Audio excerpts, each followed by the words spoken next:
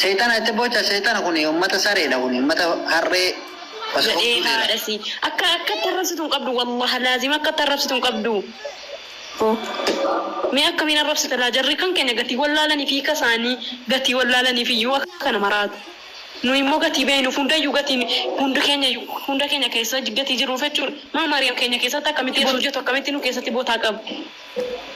Amantiis nama biratti boota akkamii qabu jarri addaggee haadha si addaggee maal beekti miti sidaas jaallii uummata doomee hafe uummata waraqatatti amanu. Waraqaa maali hudduu harreetti amananii harrichatti amananii harree wadala harree haqooqa eegartanii sanitti amananii. Yesuus Kiristoos nu itti qisaasa uummata kanatti isaanii forroo rabbi agaduuf. Forroo rabbi sanii agadu Yesuus Kiristoos nu.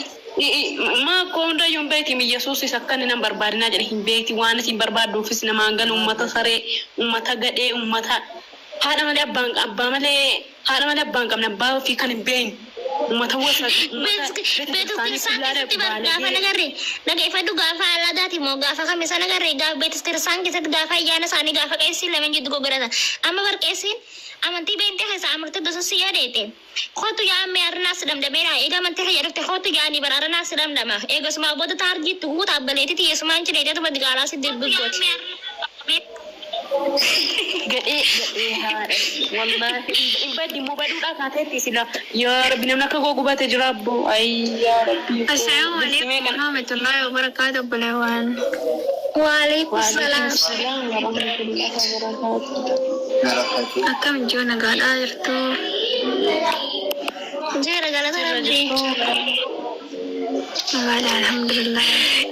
Isaanii barakana nama jaadin sanin ji'a amma ijoolleen takkaamma manni miidiyaa gubbaarra taa'anii akka garee shaadaatti beentee keessaa ortodoksii fidan ortodoksii keessaa beentee gachuun gaafa kaanii irra kaanii beetis kiristaas taa'anii dhaqan ara amantii hayyatti dhuftee miijaan eeyyee gisee sin jetteen hayyee kootu uummata kaan biraa yaasatuma qaalichi fi ifii isaatii dura damdama geessatuma taarjii dubbishitti godha qaalutiin tiyya deeqatan booddee diqaalaa dibbi goote diqaalaa si booddee deemtatuma kana gaasee raf nama dalte.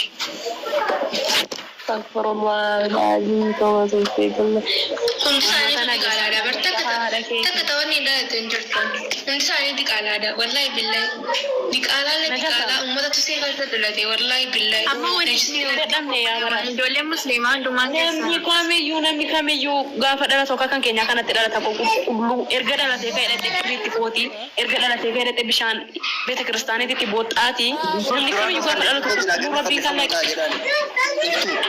itu ini shamalij gana fannifamu ta duraan fannifamee jira gana isinidha waliin fannifamu teessana warri kiristaanaa guutuu keessanuu.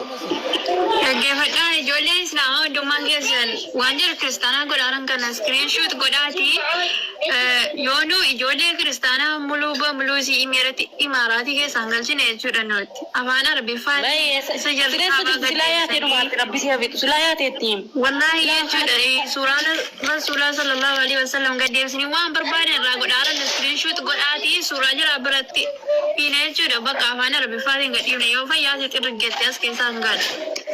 Hojiidhaa sabaadhaa mana madaamii dhuftee nyaama godhachuu barte silaan galti qaba nama daamiitti qabamte sila mana madaamii dhuftee yoo galata rabbii madaamii irraa jaallatan jedhu kana attee yushaa horii galuu barsiisa beendeen ajjala jirtu ortodoksiin ajjala jirtu najasa haadha ray haraa haadha keetiiti gala haadha ray maal na goota silaatii kootiin asirratti bugatee kootii koo gubuuti meera laa goma si qaxaadharani wallaa laazim rabbuun xitta ilaal malee nu qaxaadharani dhugaa rabbi jechuudha.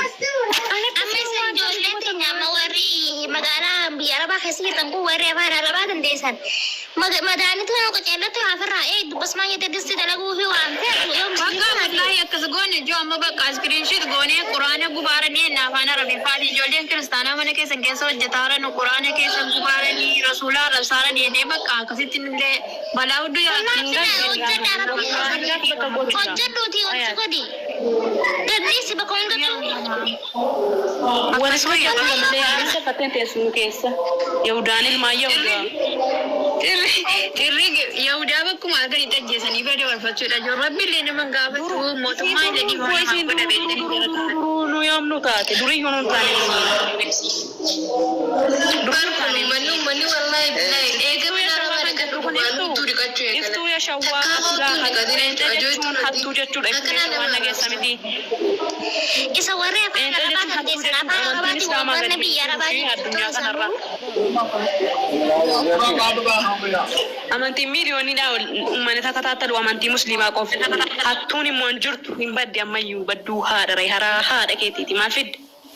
Jalbuu bar siluma bar kaafira jiran najasa kanarraa fagaachuudha bar bakkuma argan hin tajjiru. Islaam jechuun Rabbiif butamu, Rabbiif masakamu. Siigala akkanatti Islaam jechuun Rabbiif masakamu kan jedhu isaa dubbisteti. Isaa dubbiste. Hiikichuma ayatuma quraanaa tokkos kan. No, Rabbiif makafamu kan jedhu asirra hin jiru. Hin jiru eegate.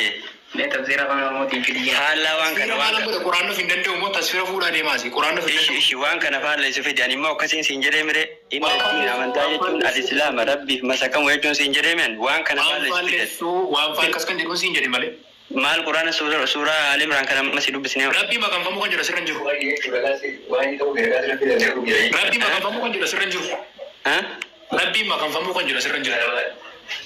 Beetu afaan arabaan beetu barra koon. Atuun beetu maatti dabalte meerre maatti jibda kun ijoollee. Maaliin itti dabalame? Kuno Rabbiif makafamu kan jedhu asirra hin jiru. Maatti jibda kun. Eeshi baasi kenni jedhu waliin laalla. Ayyee Rabbiif makafamu kan jedhu. Ayyee. Fudhatama qabu. Ayyee. Kana meerre Rabbiif bitamu kan jedhu asirra. Duwwaa asitti amma jechuun kun tafsiira afaan Oromootiin jechuun afaan Oromootiif akka namaaf galuuf akkatti hiikame malee amantaa ogguu tokkoon kale jechuu tokkoon hiikan akka warra Oromoof galutti akkasitti hiikame. Maal wal dhabama jechuun kun sibiratti. Iddoo sadiitti wal laba tokko diin jechuu abbaa dubbachaa jiru asirraa iyyuu hin beeknu dhugumatti amantiin jedhee haasaa kan jiru hin beeknu tokko abbaan isaa hin beekamu abbaan dubbachaa asirra jiru lama diin jechuu waan biraa Islaam jechuu waan biraa. Sadaffaa Rabbiif bitamuu kan jiru asirra hin jiru sintutti dabale maatti dabale. Dhugumatti amantiin Rabbi bira fudhatama. Huno kitaabatti harkaa qabdu kana jechaa jira. Kitaaba kana dubbachaa jira. Hin dubbataa Quraan. Huno dhugumatti amantiin Rabbiin biratti fudhatama qabu Islaamummaa qofaa. Eenyutu akka jedhee yoo siin jedheef diin jechuu kana eenyutu amantaadha jedhee si hiikesiif. Eenyu si jedhee si hiikee?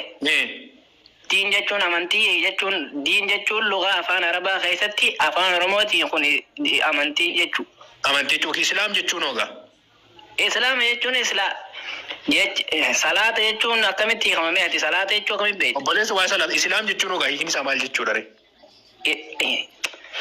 Rabbii butamuudha afaan Oromootiin yoo hiinu. Hayi ishi Rabbii butamuudha. Islaam jechuun jiru.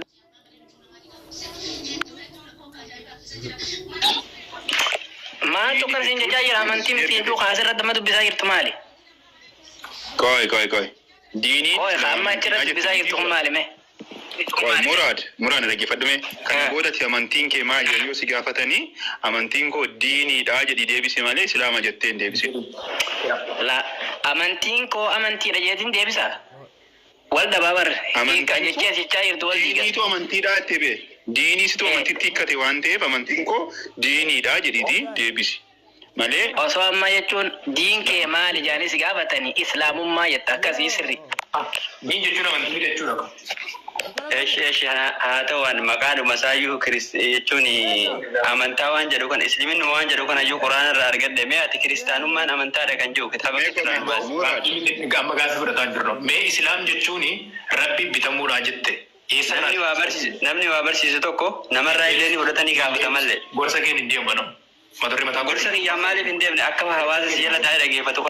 Dhaggeeffadhu gorsa kee hin deemuun. Jaldees. Kalaa kun arrabatti sokkee argitanii deebii dhabee bari. Quraan bakki si fiddan hundi gaaffii isinitti kaasa. Diin jechuun waan bira, Islaam jechuun waan bira.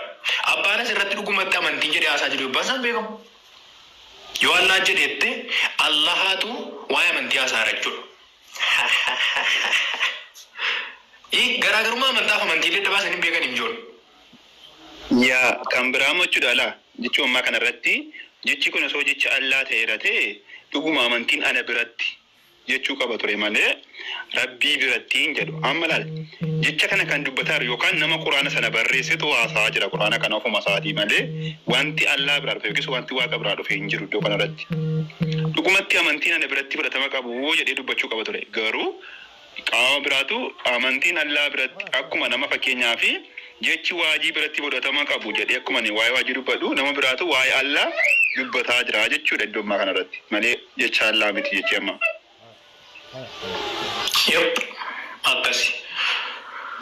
Akkasi. Galatoom itti fufi jooni namni kun mee nagalchi jechaa ture. Eeggadda seenetu bu'ee. Jamal bagana kan dhufte. Bagana wayii dannagaan isinis. Ayyee.